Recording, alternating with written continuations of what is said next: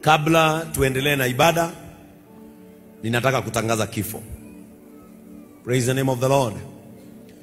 Unajua, niliona watu wakiuliza kwa nini Bishop haandiki Facebook yake ya kwamba mke wa our brother Njoroge Keyboard amefariki.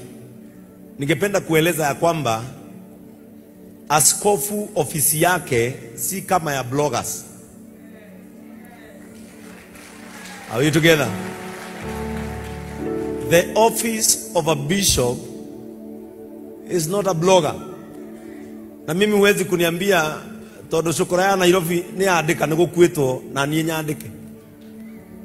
I cannot. I am a bishop. Na ni vizuri watu wajue kama kanisa lao lina mtaratara, hata letu linao. Na kanisa yanyu tio kanisa, itu ti kanisa. Na watu waheshimu makanisa yale mengine. Mke wa Njoroge alipumzika akipewa mtoto.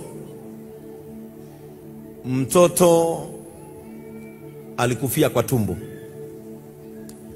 Na the reason into why sikuandika Facebook ni kwa sababu askofu anafuata sheria. Siku iliyofuata kulikuwa na postmortem saa 7. Na huwezi kuenda kuannounce kitu ambacho kiko katika mikono ya serikali. Na niliannounce hicho kifo on Friday jioni baada ya kupokea results za postmortem. Kwa sababu mke wa Njoroge wakati mtoto alikuwa kwa tumbo na hakujua, alipasuka uterus. Yeye hakujua. Na alikuwa anasema tu anasikia uchungu pande huu.